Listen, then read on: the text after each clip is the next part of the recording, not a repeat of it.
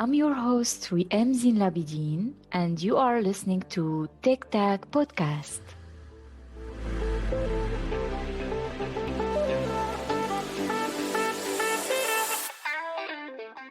Today, our guest is Koussay Khelil. He's a senior software engineer at ClickGUARD.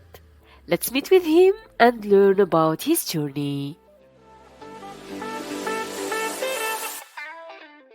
Hello, Koussay. Welcome to TikTok. I'm happy to have you here. Thank you very much. I'm very happy to be part of this as well. Thank you for having me. It's my pleasure, and I appreciated that you are the first guest who applied to speak here. I'm looking forward to our conversation and to learn about your journey.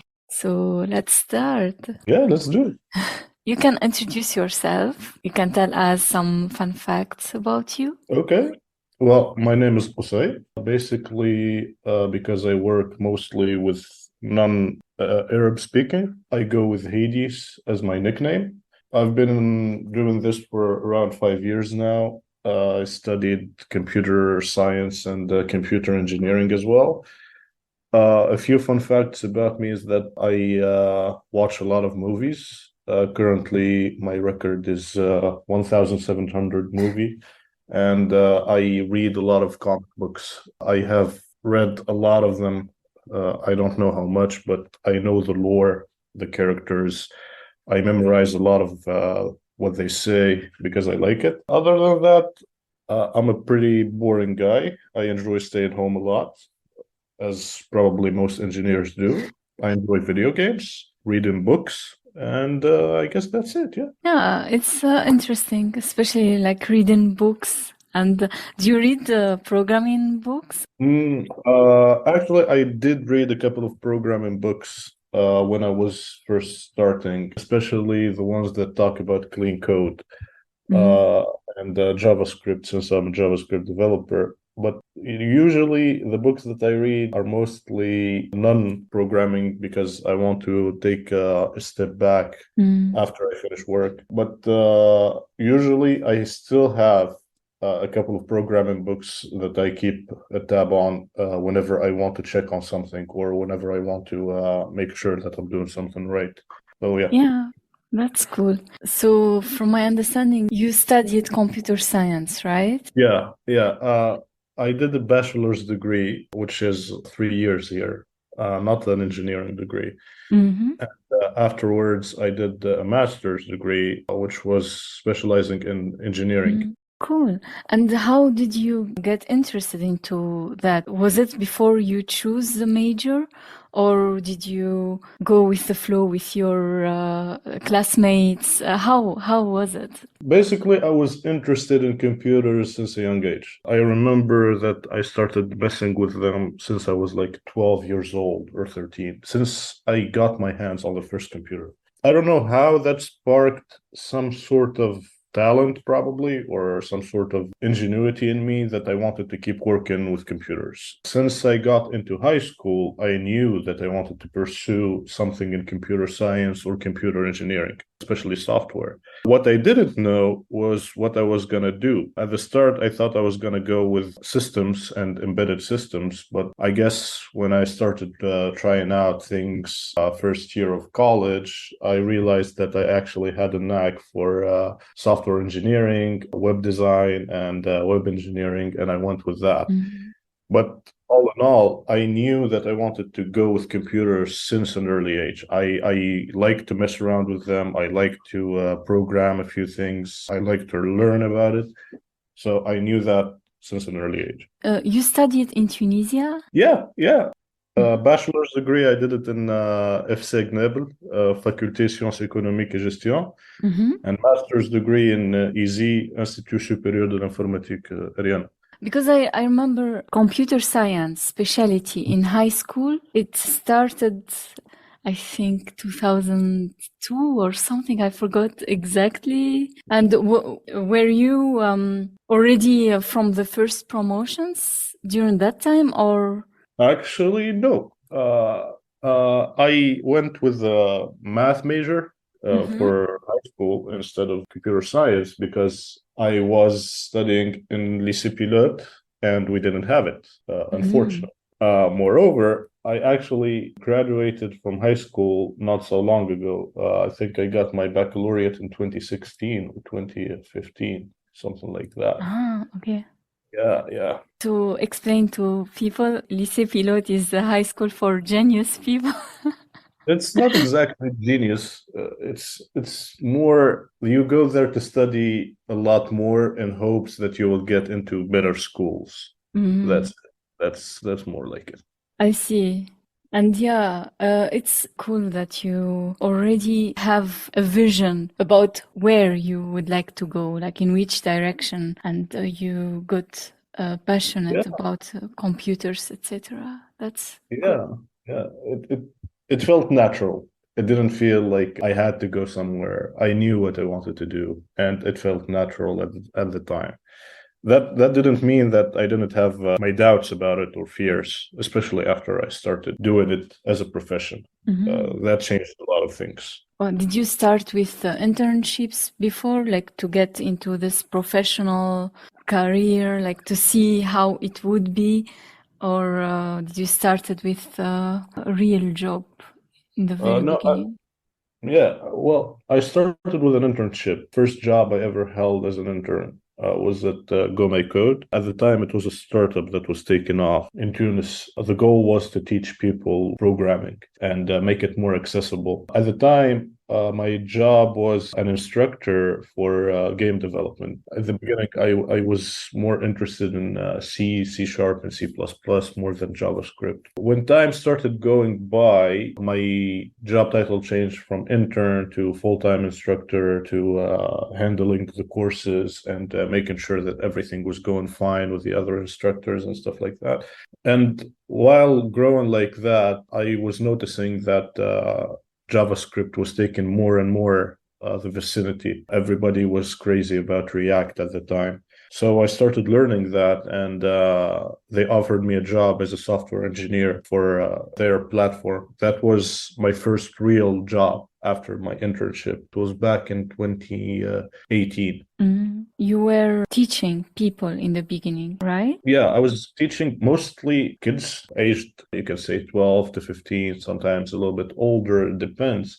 At the beginning, it was me and a friend of mine called Tahir. We were teaching them only on one level, like we had one level, which was creating a simple 2D video game. But we started noticing that some people were actually more advanced than that. So Tahir and I had the idea of creating more courses for them, a couple more levels to advanced people like that. At the time, we had actually three courses when we finished. So the first one, you learned 2D game design and game development, and then you learned 3D, and then you started to implement more type layer and AI stuff into your game.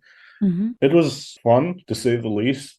I enjoyed it very much. I enjoyed teaching people things. I still love it, even now, because I work with people. And it's amazing that a lot of people that I know, they always share the same concept with me, is that when you teach somebody, it's not just that you teach them, but you also learn something from them, Mhm. because usually they have a different outlook on things, a different point of view, and that helps you out. That makes you rethink stuff that you know. So that's also very good. That's true.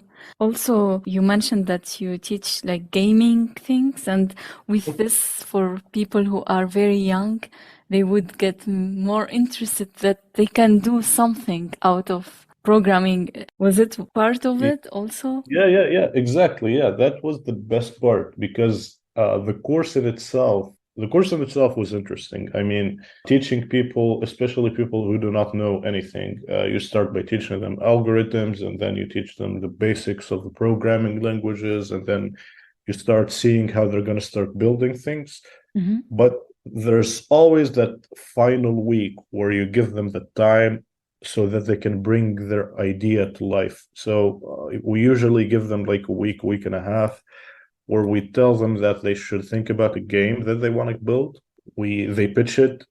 We kind of make it realistic because sometimes people start talking about games that will take a big team. We just like knock it down to its realistic value, and then we give them the time, the energy, and we help them out with what they want to build. And the best part about it is that sometimes you get like 10, maybe 15 people who come in, they do not know what technology is, what gaming is, or what programming is.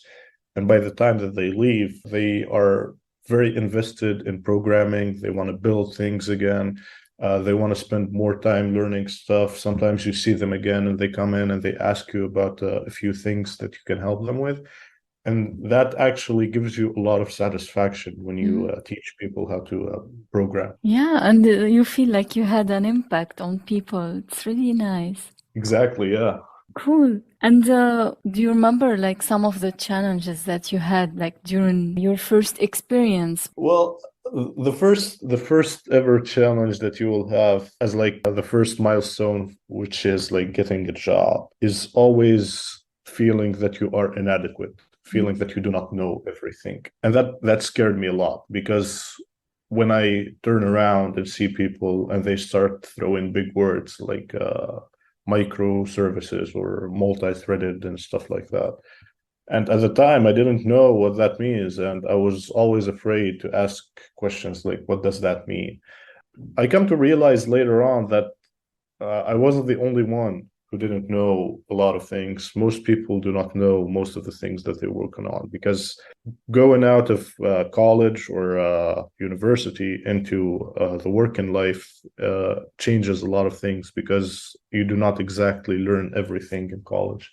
Yeah. But the good part about it is that when you go into a good team, they take the time to teach you.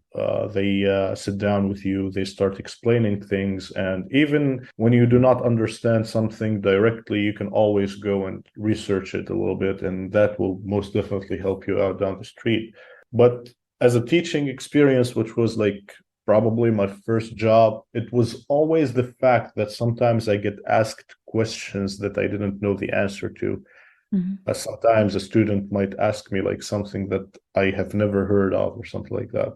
And I learned that from like my college experience, my health school experience, that it is never my fault that I don't know everything. It's usually okay to say that you don't know.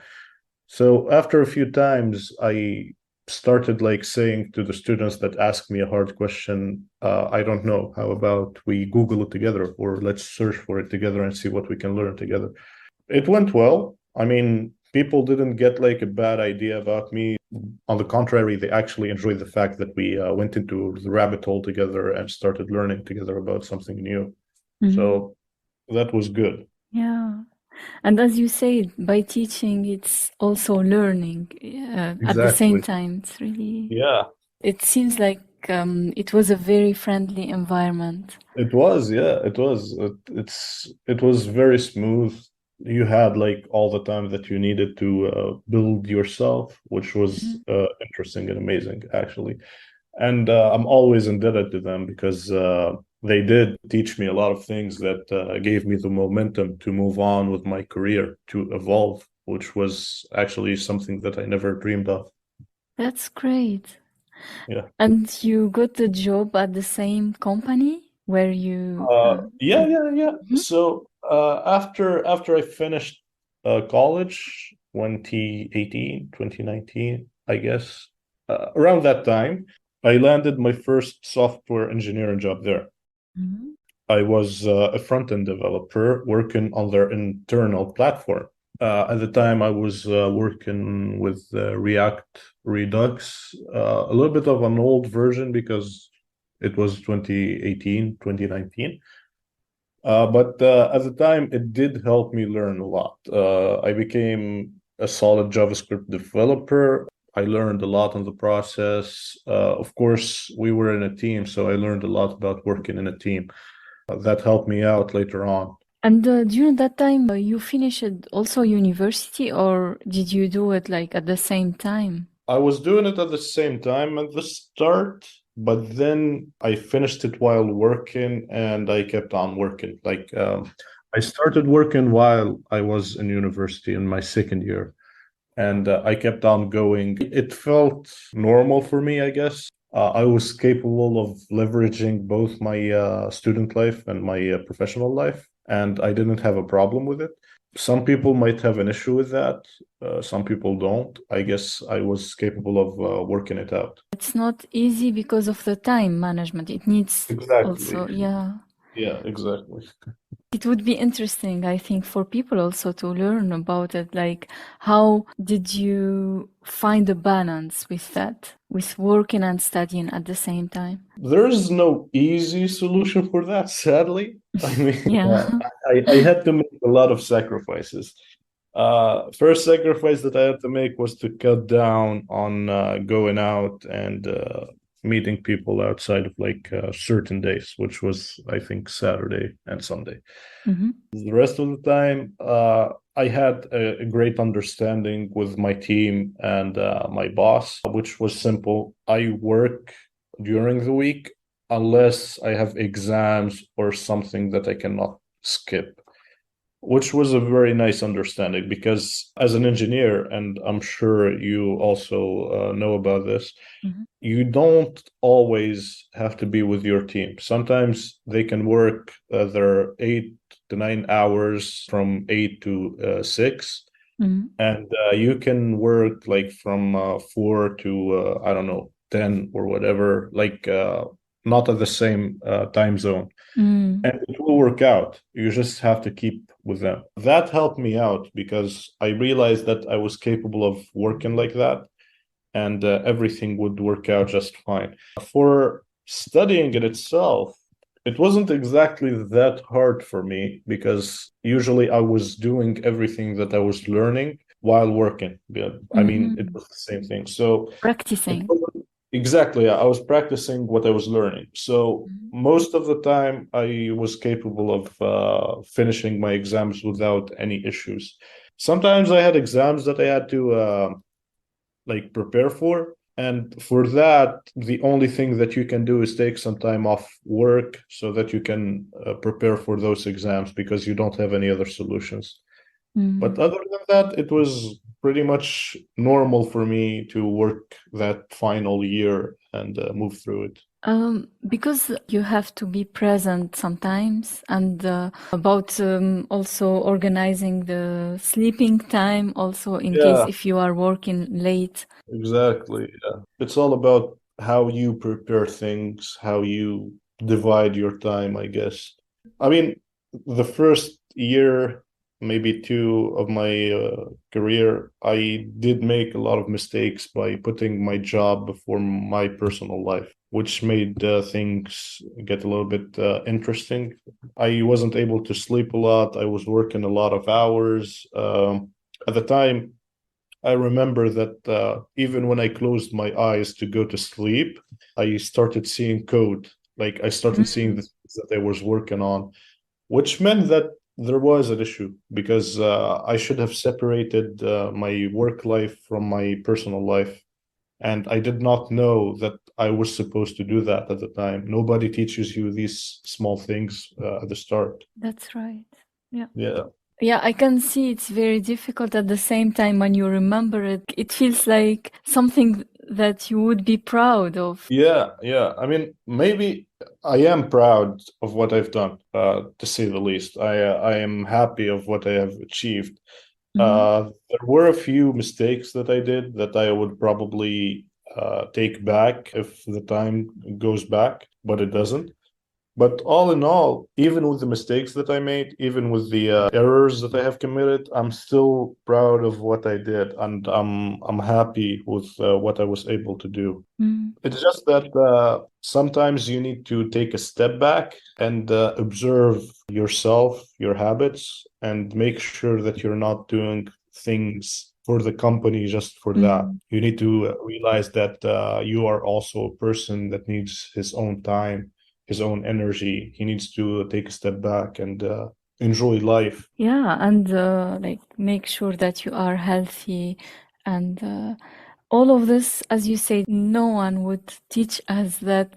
And through that experience, you had to go through different mistakes or things like that. But it is valuable for the future and to do it Exactly. better. Yeah, exactly. Yeah. Once you learn that lesson, by the next job that you get, you start realizing the boundaries at your work. No more working after a certain hour. You give your 100%, that's for sure. But you also respect your own boundaries. You make sure that people around you respect your boundaries. Mm. And that makes you a healthy person. I mean, some people might say that that is not acceptable. You should give the company more time if they need it, but I disagree. You should always realize that you need to be a healthy person. Yeah. If you want to give more time to the company, I do not blame you, but you need to make sure that you are doing it because you want to, because you love what you are doing, not because you have to. These are two different things that you learn as you progress, I guess. Yeah, and sometimes because when the person gets used to that, it becomes a bad habit that, Exactly. and how can you remind yourself? Like there should be some ways, for example, to stop working at a certain time or something. Yeah. Well, I usually keep Mm-hmm. alarms. I don't know how to explain what I do exactly, but I have something very, very weird. My friends call it the zone because they notice that when I start working on something and I'm really into it, I really want to work on it. Mm-hmm. I lose focus on everything else except for my work. So I don't use my phone. I don't eat. I don't drink. I just like keep working straight for hours, which made me come up with an idea of putting alarms in. Mm-hmm. So every 2 hours, sometimes 2.5 hours, my phone will go into an alarm, letting me know that I have worked for 2.5 hours and I need to take a break. Just a simple break, nothing huge. 5 to 10 minutes where I get up, stretch, walk around, think about something. And as you know, even as an engineer, sometimes taking that break is uh, is very, very good for you because it helps you think about the problem from a new perspective. Sometimes it gives you the idea, the solution when you least expect it. Yeah. But all in all, I don't have like strict rules about the time that I put into work. I simply go with the flow. I do not overwork myself at this point. I mean, sometimes I do work a couple more hours than usual, but if I feel tired, if I don't feel like I want to do that, I just don't. I mean, the Mm. work can wait. I will go back to it tomorrow. I usually take enough breaks to keep my mind fresh and my body fresh. Yeah. And of course, during the weekend, I try to do something new, something that will make me feel happier or better about myself. Yeah, it's very important. I can relate, and I'm sure many people have the same. And as you said, setting boundaries, no one like recognizing what are the boundaries necessary to have and to Exactly. set, and Yeah. then work. Yeah. And usually, when you are still like in the first year, first 2 years of professional experience, you usually don't know about boundaries. You expect people to respect them without you letting them know. A friend of mine always says that people around you never read your mind. So let them know what you want and Yes. what you like and what you dislike. And for everybody that's hearing this, trust me, when you set boundaries at work, it's actually a very healthy thing. It's not like gonna make you look bad, or it's actually gonna make you look professional, a person who knows how to deal with their time, their stress, and everything like that. So set boundaries from the start if you can. Yeah, that's right. And to make sure that you are healthy. Yeah, exactly. Yeah.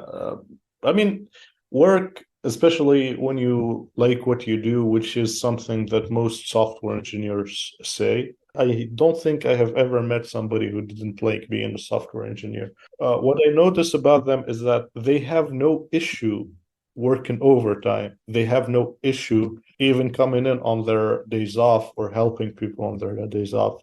The issue that they usually have, especially like for people who have been in the job for a while, is being told to do something after hours, being given an order that doesn't make sense. especially if it's after hours or if it invades your boundaries, that makes things bad for them. That makes them do not want to work in that environment. Yeah. So basically, if you do enjoy what you're doing and you have a very healthy work balance, a very healthy lifestyle with your company, I recommend that you keep that. I recommend that you even push more into having that in other places as well, because it is the best thing ever.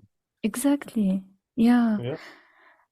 And you continued with this company. I continued with them for 2 years. I worked there for 2 years before changing to another company. I changed to actually an agency instead of a startup because I was looking for something new. It didn't work out.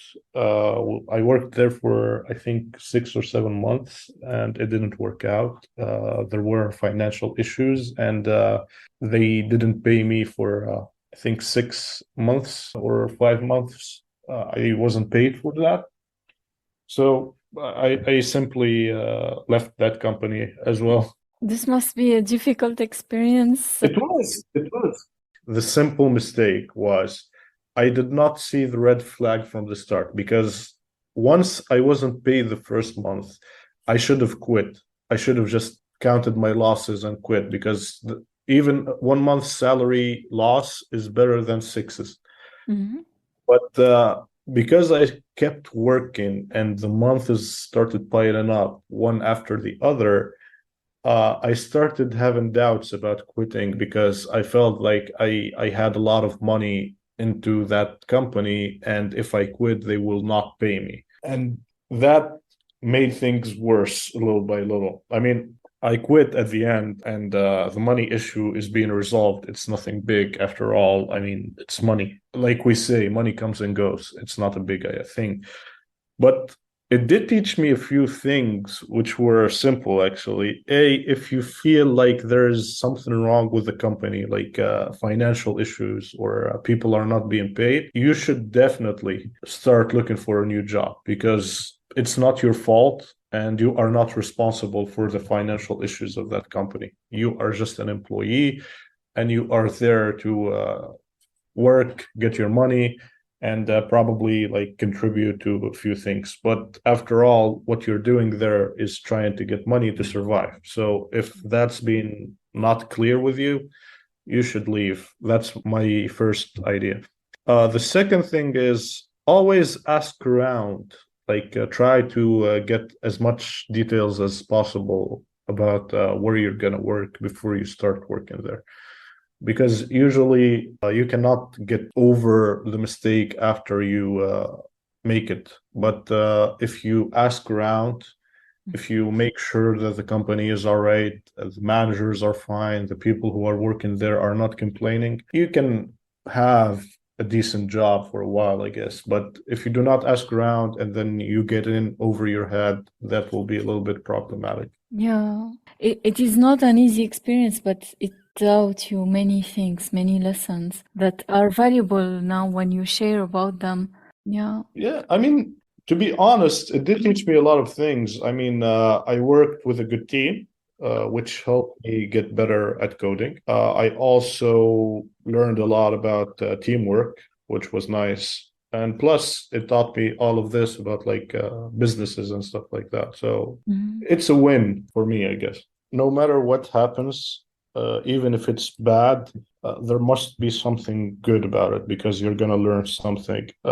That's what my mom always says, and that's what my dad always says as well. I mean, Yeah. okay, it was a bad experience. The money thing didn't work out, but it did teach me a lot about how to set boundaries at work, how to make sure that you are in a proper work environment, not a toxic work environment. It also taught me a lot about like my programming skills, because I worked with senior people at the time.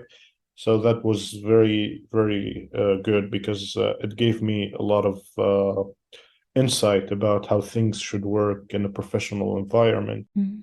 Also, that did like probably the time, I guess, and how things worked out. It gave me an opportunity to work in a better company afterward. That was how it's supposed to be, I guess. So I never see something as 100% negative at this point.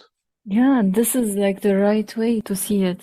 After you decided to quit this company, did you try to guarantee that you have a next job, or you just decided and then how you went through that at that time? At the time, my old boss, Yahya, he actually found me another job, which was very nice of him, Mm, because we kept on being friends, even though I do not work at this company anymore. We were friends.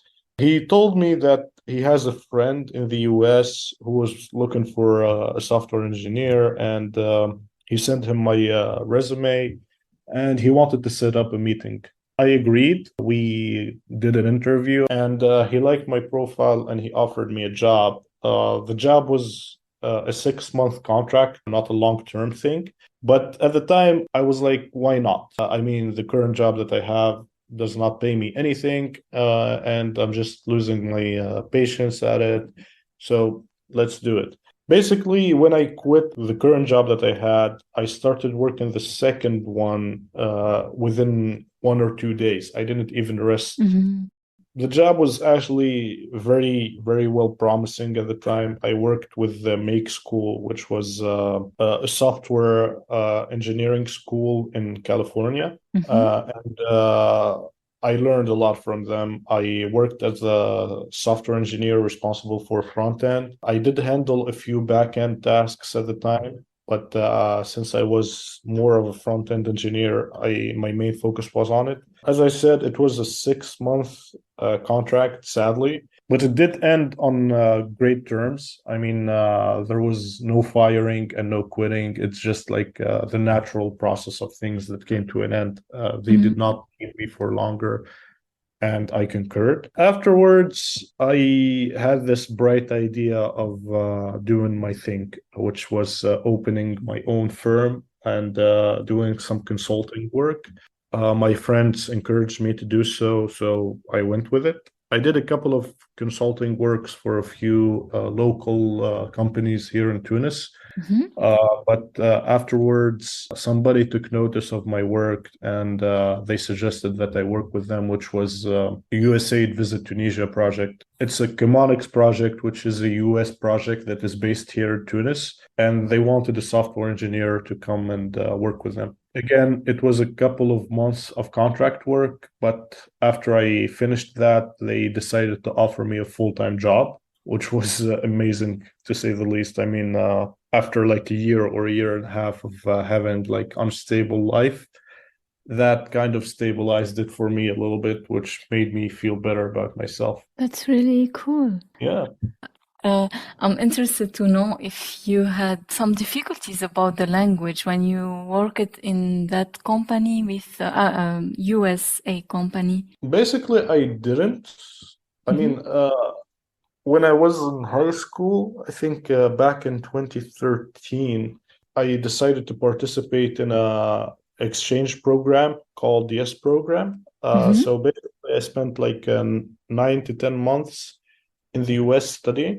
mhm. So I was accustomed to English speakers from the United States. I understood what they were talking. I had like good enough knowledge about them that I didn't have a language barrier.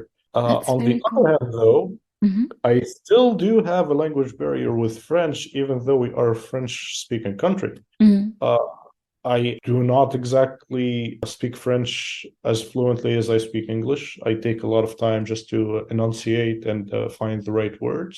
And sometimes I don't even understand what others are saying to me when it's in French. So I just nod my head and smile. I also have issues actually with all languages, but Yeah, it's really nice that you did that step during high school and language exchange. English is very helpful, and you find yourself comfortable when you work it with American people. And now I think you are still working with international people.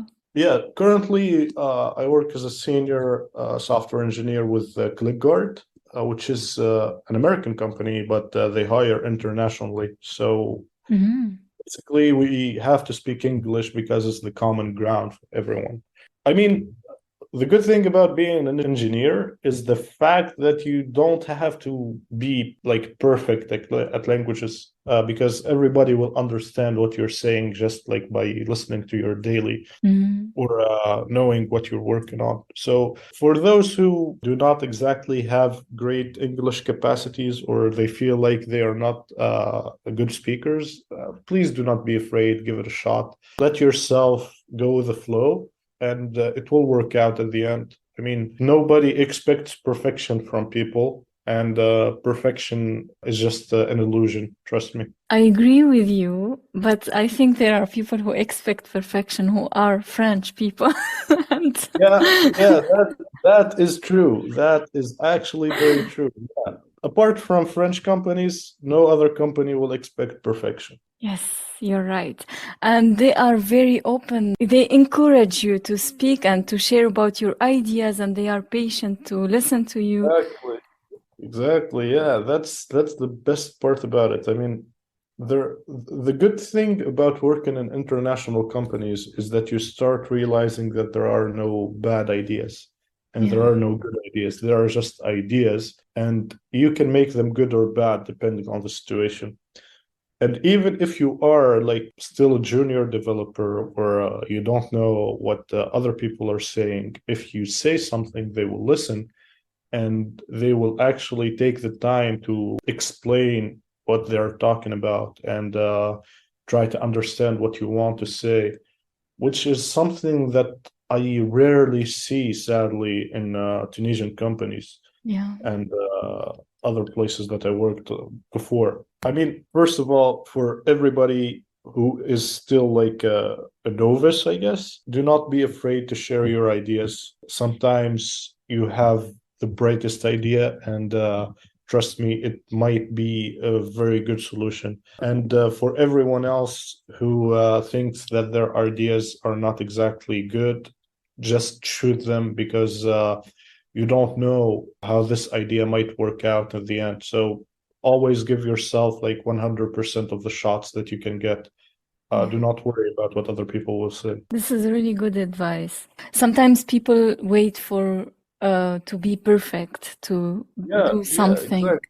Perfection. Salvador Dali always said, never be afraid of perfection, because you will never reach it, which is realistic. I mean, as people, as humans, we are not perfect. So there is nothing that will be perfect by us. Even if you make a bad decision at first, or the thing that you are trying to build is not exactly what you want, it's okay. Build it as it is, and then take it your time to make it better, and keep doing that 3 to 5 to 8 to I don't know how many times it needs to be, until you see it as what you wanted, until you feel like it is perfect. But if you want to keep things hidden, trust me, it will never get better. Totally agree. And was your job with ClickGUARD was the next one? Yeah, after US8, it was ClickGuard, which is my current job right now. I remember one day I just read like the job description. I forgot on what site I was even. I felt like I matched it well. I sent my resume.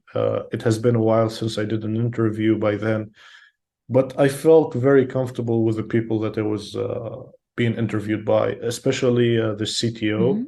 He and I actually had like an interview longer than what we expected, because we kept on talking about like how things work under the hood. We talked about coding, of course. We talked about how programming works, especially JavaScript under the hood. And once he realized that I studied computer science, we kept on like exchanging ideas about that. Mm-hmm. I got accepted, which was something amazing because the team is amazing. I work with 5 other engineers who are amazing people.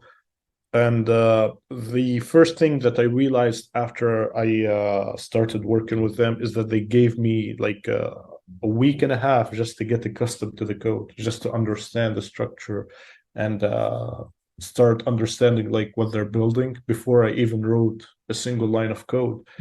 And that was something phenomenal to me because it never happened before. Just by taking that time, seeing what people were doing, attending the daily meeting every time, and listening to what they're trying to build, what the ideas that they're throwing left and right, it made me feel comfortable with the code base. It made me feel comfortable around them.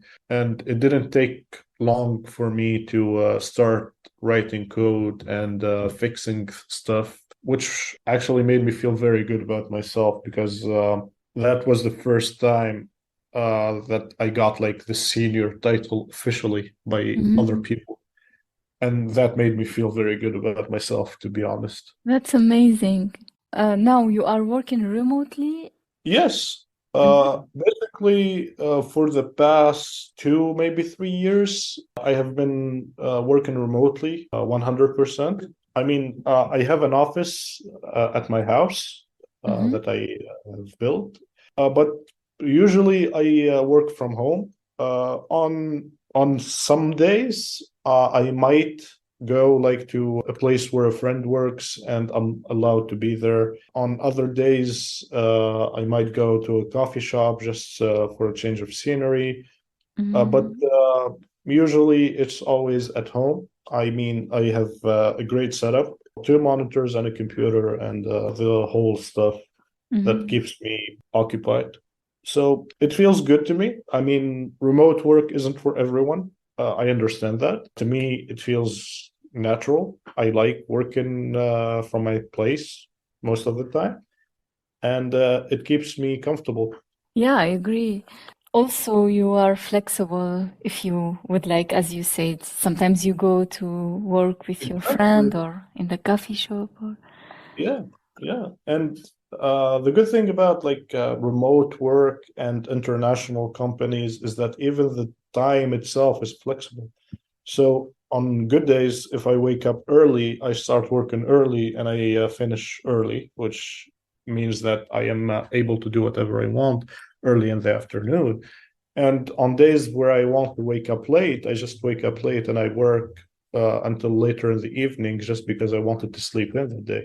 hmm So the good thing about like this work balance when it comes to remote and flexible work hours is that you definitely have all the freedom that you want without any of the worries, probably. Yeah, I think also the culture of the company and the team, because it's valuable to have a team that they are trusting each other on making the Exactly. work. I can imagine if it is a Tunisian company, it could be Yeah, like a yeah, bit controlling on like the time and you have to maybe. yeah, exactly. Yeah. When I talk to a few of my friends that work here in Tunis, most of them do not get flexible hours. I mean, the hours are always set in stone, 9 to 6, usually, sometimes 8:30 to 6. It depends. Mm, But for remote, they usually give them like a day or two of remote work, and the rest of the week should be at the office. mm. I mean, I totally understand some people cannot work from home, but you should always, like, as a company, you should always give them the freedom to choose that. You're right. At the digital age, especially like now, and since you are engineers and stuff like that, I mean, you do not need to be in the same room to communicate. We have a lot of tools. We can always have video calls. We can do whatever we want. I mean, Facebook, for example, they have like teams all over the world and in different time zones and stuff like that, and they still work normally. So Yeah. it doesn't make a lot of sense to keep your team in one place. Yeah, that's true. Yeah, let's go back a bit. When you started this job, you Mhm. started as a senior software engineer or you got promoted? No, I started it as a senior software Hmm. engineer. Yeah, Okay, when I applied, the position was senior software engineer, and I got that title from the start. cool. You kept working with the same technologies, front end. Yeah, Mhm. basically front end, React, and all of the elements that work with it. So React, Gatsby, Next.js, and stuff like that. Mhm.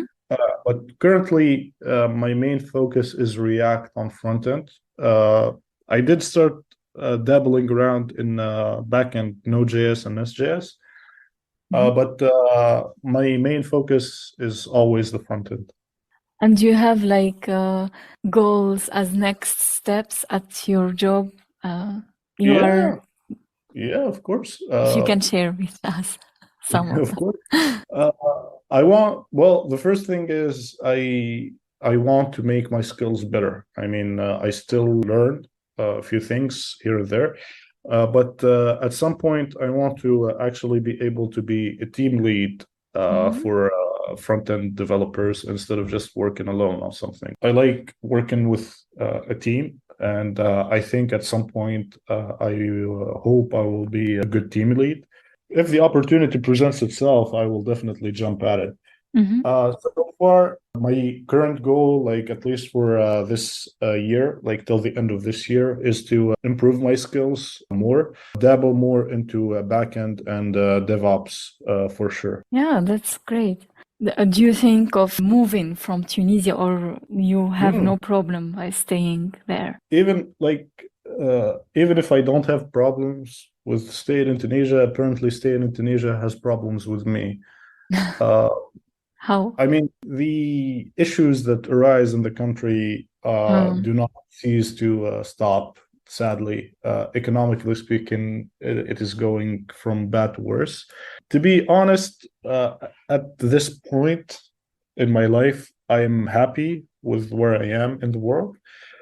But I am pretty sure that probably in the next maybe 1 to 2 years, I'm gonna start looking to leave the country and go somewhere else, probably immigrate into another country, mm, just in searching of a better life.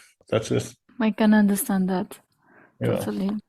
And what are your current challenges? Current challenges. I like that. Well, one of the challenges that you get when you become senior is that you are expected to provide answers instead of questions. Mhm. And that's something that I did not expect. At the start, when I was getting like a lot of questions thrown at me, I was always looking at people and I was like, I don't know. And they started like telling me that as a senior software engineer, you're supposed to give answers to questions that people do not know the answer to. So you should probably read more and do stuff like that. Mhm. That was the first challenge that I encountered. I overcame it pretty much easily because I started to have like this good idea about reading a couple of articles every day before I start working. So, like the first half hour of the day, I take the time to read like the latest updates about things, frameworks, technologies, and stuff like that. The second challenge that might pop up is the fact that whenever you get like a code issue, especially a complicated one, when I was a junior or a medium level, I always had like a senior that I can go and talk to.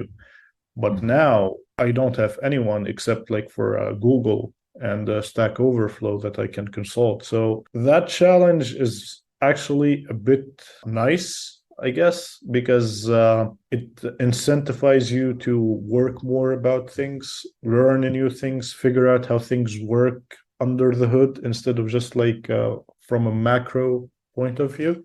I guess that's it. Yeah. Mhm. Yeah. I usually ask about which advice that you would give to your younger self, and I remember one of them that we talked about earlier. Uh, but do you have some advice? Yeah, probably be patient. Things will work out at the end. I mean, when I first started working, I thought that things should move fast, as in I should evolve faster, I should become better faster, I should work more in order to become a better developer. But I realized later on that that's not how it works. You should be patient with yourself. You should give yourself time.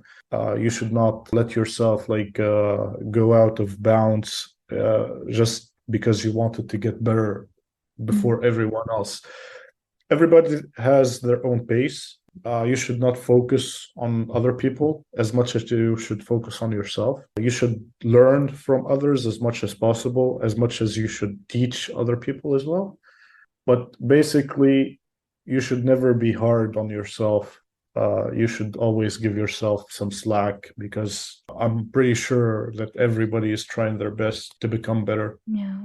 Yeah, and add in also the previous advices. They are very valuable about boundaries. I really enjoyed talking to you, and I got inspired by your story. Thank you for sharing. Thank you for having me. It's actually been a pleasure. It's my pleasure. Thank you. Have a nice day. You too. I'm looking forward to our next episode with a new guest and new inspiring story. Until then, stay safe and stay tuned to our next episode. Tic Tac, tackle the inspiration.